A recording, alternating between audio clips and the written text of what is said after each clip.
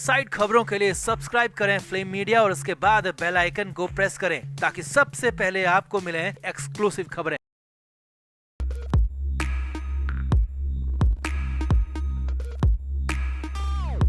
संजय राउत को लेकर एक और बड़ी खबर है। ईडी ने राउत के केस में एक और बड़ी कील ठोक दी है। जी हां, सही सुन रहे हैं आप, ऐसा ही कुछ हुआ है जो कि हैरानी भरा है, क्योंकि इतनी तेजी अब तक कभी नहीं दिखी थी और इस बार इतनी तेजी से चार्जशीट दाखिल हुई है कि जिस पर सभी हैरान हो गए हैं। खुद संजय राउत, उनके वकील तक हैरान हो गए हैं, क्योंकि जांच एजेंसी को चार्जशीट फाइल करने के लिए 6 महीने यानी कि 180 दिन का वक्त मिलता है, मगर यहाँ पर ईडी ने सिर्फ 45 दिन में, जी हाँ, सिर्फ 1.5 महीने में अपनी चार्जशीट फाइल कर दी है, जिसमें संजय राउत का पूरा कच्चा चिट्ठा लिख दिया है और आरोपों की पूरी लिस्ट, पूरा मामला इसमें साफ कर दिया। तो बताते हैं आपको कैसे ईडी ने इतनी जल्दी दाखिल कर दी चार्जशीट, क्या है आरोपों की लिस्ट में, कैसे एक एक चार्ज हो गया डिकोड, सब कुछ आपको बताते हैं। आप इस वीडियो को शेयर करें और कमेंट करके अपनी राय जरूर दें। वैसे आपको याद दिला दें कि हमारा ब्रांड न्यू व्लॉग आ चुका है जो कि धमाल मचा रहा है। उसे देखने के लिए डिस्क्रिप्शन में दिए लिंक पर क्लिक करें और सपोर्ट करने के लिए लाइक, शेयर और सब्सक्राइब जरूर से जरूर करें। तो संजय राउत के लिए कंडीशन बेहद ही ज्यादा खराब है। खराब इतनी ज्यादा है कि हालात बिगड़ते जा रहे हैं और सुधरने की कंडीशन दूर दूर तक दिख नहीं रही है। अब हालात ये हैं कि किसी भी जांच एजेंसी को चार्जशीट दाखिल करने के लिए 6 महीने का वक्त मिलता है, लेकिन यहाँ पर ईडी ने बहुत ज्यादा, जी हाँ, हद से ज्यादा तेजी दिखाई और सिर्फ 1.5 महीने में चार्जशीट फाइल कर दी है। तो अंदाजा लगाया जा सकता है कि ईडी के पास कितने पुख्ता सबूत होंगे, कितने पुख्ता तरीके से ईडी आगे बढ़ रही है और कितने साफ साफ गवाह ईडी के पास होंगे। नहीं तो कम से कम 3 महीने तो सबूत और गवाह जुटाने में ही लग जाते हैं, लेकिन यहाँ पर 1.5 महीने में ईडी ने अपनी पहली चार्जशीट संजय राउत के खिलाफ दाखिल कर दी है। अब पहले आपको बताते हैं कि चार्जशीट में आखिर चार्ज क्या है और फिर उन चार्ज यानी कि आरोपों को डिकोड भी करेंगे कि वो कितने बड़े आरोप है और उनसे हो क्या सकता है। तो इसी शुक्रवार यानी कि 16 सितंबर को ईडी ने मुंबई की स्पेशल पीएमएलए कोर्ट में इस मामले की पहली चार्जशीट संजय राउत के खिलाफ दाखिल कर दी। अब चार्जशीट के नाम से ही जाहिर है कि इसमें चार्ज यानी कि आरोपों की पूरी लिस्ट होगी। तो चार्जशीट के मुताबिक संजय राउत को इस पूरे मामले में सबसे बड़ा आरोपी बताया गया और संजय राउत को ही मास्टरमाइंड बताया गया है। ईडी की चार्जशीट के मुताबिक 1000 करोड़ के इस घोटाले में संजय राउत ने प्लानिंग से लेकर एग्जीक्यूशन तक के सारे काम किए और इसीलिए संजय राउत इसमें बड़े नहीं बल्कि सबसे बड़े घोटालेबाज हैं। चार्जशीट के मुताबिक ईडी ने संजय राउत को पर्दे के पीछे से पूरा गेम चलाने वाला या कि पूरा घोटाला चलाने वाला शख्स करार दिया है और संजय राउत को इस मामले में सबसे पहला बड़ा आरोपी बताया। ईडी की चार्जशीट के ही मुताबिक संजय राउत ने कई लोगों को इस मामले में यानी कि इस घोटाले में इन्वॉल्व किया और जिसमें प्रवीण राउत भी शामिल है। जी हाँ, वो प्रवीण राउत अब तक मुख्य आरोपी जो माना जा रहा था। ईडी के मुताबिक वो संजय राउत का आदमी था, संजय राउत का प्रॉक्सी था, यानी कि संजय राउत के लिए काम करता था चेहरा बनकर और पीठ पीछे से सब कुछ संजय राउत के इशारे पर होता था, यानी कि राउत के इशारे पर प्रवीण राउत वही करता था जो कि संजय राउत चाहते थे। ईडी की चार्जशीट के मुताबिक कई करोड़ रुपए इधर से उधर किए गए और प्रवीण राउत के जरिए पैसों का लेन देन किया गया। आगे देखिए, चार्जशीट के ही मुताबिक संजय राउत सीधे पैसे के लेन देन से खुद बचना चाहते थे और इसीलिए कभी खुद सामने आए नहीं और पीछे से बैकडोर से पर्दे के पीछे से काम करते रहे। सामने चेहरे कोई और रखे गए जिसमें प्रवीण राउत सबसे बड़ा चेहरा था। और भी कई चार्ज यहाँ पर और भी कई आरोप संजय राउत पर इस चार्जशीट में लगाए गए। हालांकि कई खुलासे भी हो नहीं पाए, पता नहीं चल पाए, लेकिन जैसे ये आरोप और भी चार्ज हमें पता लेंगे वो बताएंगे आपको। लेकिन इन्हीं आरोपों की बात कर लें तो इन्हें भी डिकोड करें तो साफ साफ पता चलेगा कि केस कितना बड़ा है, संजय राउत पर आरोप कितना बड़े। चार्जशीट को समझें तो साफ है कि 1000 करोड़ के पात्रा चौल घोटाले में अब सबसे बड़े आरोपी संजय राउत ही दिखते हुए नजर आ रहे हैं। दूसरी बात ये भी निकल कर आ रही है कि राउत ही इसमें साजिश करता है, राउत ही इसमें घोटाला करता है और संजय राउत को कुछ नहीं बल्कि सब कुछ न सिर्फ पता था बल्कि चार्जशीट के मुताबिक संजय राउत ही इसकी प्लानिंग में भी शामिल थे और इस घोटाले को अंजाम तक पहुंचाने में भी शामिल थे, यानी कि संजय राउत ही इस पूरे घोटाले के इर्द गिर्द नजर आ रहे हैं।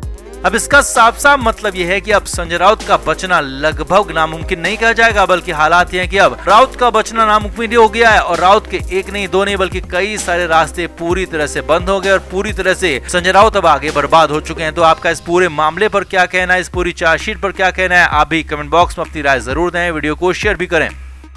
वैसे आपको याद दिला दें कि हमारा ब्रांड न्यू व्लॉग आ चुका है जो कि धमाल मचा रहा है। उसे देखने के लिए डिस्क्रिप्शन में दिए लिंक पर क्लिक करें और सपोर्ट करने के लिए लाइक, शेयर और सब्सक्राइब जरूर से जरूर करें। तो संजय राउत ने मुंबई की स्पेशल पीएमएलए कोर्ट में जमानत की अर्जी दी थी, जिस पर संजय राउत ने कहा था कि ये केस पूरी तरह से राजनीति से प्रेरित है और ये परफेक्ट उदाहरण है कि कैसे एक इंसान को फंसाया जाता है जब वो विरोधी पार्टी का होता है। संजय राउत ने इसी बात को आधार बनाकर कोर्ट में याचिका दी थी, जिस पर कोर्ट ने ईडी से जवाब भी मांगा था और ईडी ने भी 16 सितंबर को अपना जवाब कोर्ट में दाखिल कर दिया और वो जवाब दिया है वो बेहद ही चौंकाने वाला है। पहली बार बहुत कुछ बातें ऐसी कह दी हैं जो कि हैरानी भरी हैं और पहली बार ईडी ने बड़े खुलासे कर दिए हैं, पर्दाफाश कर दिया है। बहुत कुछ सिलसिलेवार तरीके से आपको दिखाते हैं, बताते हैं कि ईडी ने अपने जवाब में क्या क्या पहली बार कह दिया। तो पहले तो ईडी ने संजय राउत की जमानत का पुरजोर विरोध किया। जी हां, ईडी ने रिटर्न में अपना जवाब दाखिल किया, जिसमें पहले ही पन्ने में साफ साफ लिखा है कि वो यानी कि ईडी जमानत का विरोधी नहीं बल्कि पुरजोर विरोध करती है, क्योंकि संजय राउत अगर जेल से बाहर आए तो सबूतों से तो छेड़छाड़ करेंगे, साथ ही साथ गवाहों को भी प्रभावित कर सकते हैं और संजय राउत का बाहर आने का मतलब है कि ये केस पूरी तरह से बिगड़ जाएगा।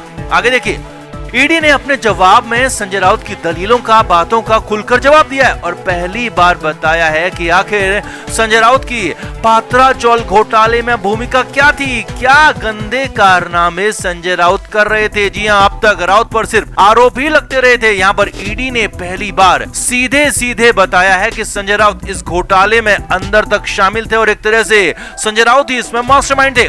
और देखिए, ईडी के मुताबिक संजय राउत ने अपने करीबी आदमी प्रवीण राउत को प्रॉक्सी बनाया था। जी हां, ये प्रॉक्सी शब्द का इस्तेमाल यहाँ पर किया गया है और उसी प्रॉक्सी आदमी प्रवीण राउत के जरिए इस पूरे घोटाले में महत्वपूर्ण नहीं बल्कि सबसे बड़ी, सबसे महत्वपूर्ण भूमिका संजय राउत ने निभाई थी। ईडी ने सबसे बड़ा खुलासा ये भी किया है कि पर्दे के पीछे से संजय राउत इस पूरे खेल को चला रहे थे, हैंडल कर रहे थे। लेन देन से बचने के लिए, साफ साफ नजरों में आने से बचने के लिए प्रवीण राउत को आगे किया गया। संजय राउत ने खुद का चेहरा कभी सामने नहीं किया बल्कि इसके लिए प्रॉक्सी प्रवीण राउत को खड़ा किया गया। प्रवीण राउत के चेहरे पर एक खेल खेला गया, लेकिन पर्दे के पीछे से खेल करने वाला संजय राउत ही था, ईडी का कहना है। जी हां, ये बड़ी बात, क्योंकि अब तक सिर्फ संजय राउत पर आरोप लगते रहे थे और अब तक कहा जा रहा था कि प्रवीण राउत इसमें मास्टरमाइंड है, लेकिन यहाँ पर पहली बार ईडी ने संजय राउत पर सीधे सीधे बड़ा खुलासा कर दिया और बता दिया कि कैसे कैसे संजय राउत ने घोटाले को प्लान किया, मास्टरमाइंड किया और फिर एग्जीक्यूट भी किया। आगे देखिए, ईडी के मुताबिक प्रॉक्सी आदमी प्रवीण राउत हर कदम पर संजय राउत से आदेश लेता था। बिना संजय राउत की मर्जी के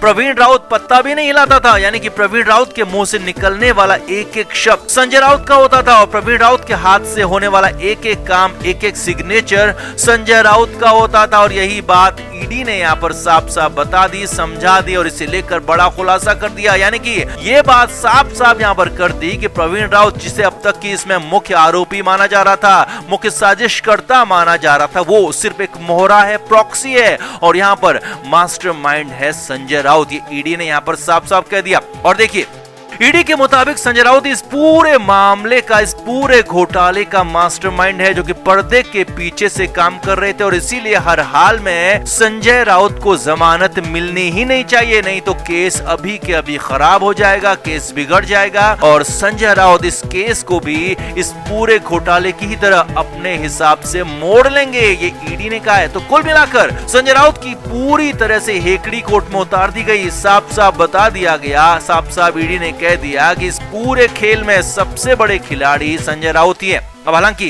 कोर्ट ने इस पूरे मामले पर यह कहें कि संजय राउत की जमानत पर अभी फैसला तो नहीं दिया, लेकिन हाँ, ईडी की दलीलों से साफ है कि संजय राउत की जमानत खारिज ही होगी, इससे ज्यादा कुछ होने वाला नहीं है और राउत को लंबा नहीं बल्कि बहुत लंबा वक्त अब आगे गुजारना पड़ सकता है जेल के अंदर, क्योंकि पहली बार ईडी ने साफ साफ कह दिया कि इस पूरे घोटाले में सबसे मेन आदमी संजय राउत ही है और प्रवीण राउत सिर्फ प्रॉक्सी था, संजय राउत के लिए काम कर रहा था। तो आपका इस पूरे मामले पर क्या कहना है, आप भी कमेंट बॉक्स में अपनी राय अभी के अभी जरूर दें और संजय राउत के इस मास्टरमाइंड वाले प्लान पर, इस प्रॉक्सी वाले प्लान पर आपका क्या कहना है ये भी कमेंट बॉक्स में जरूर बताएं और वीडियो को अभी शेयर भी करें। Flame media report.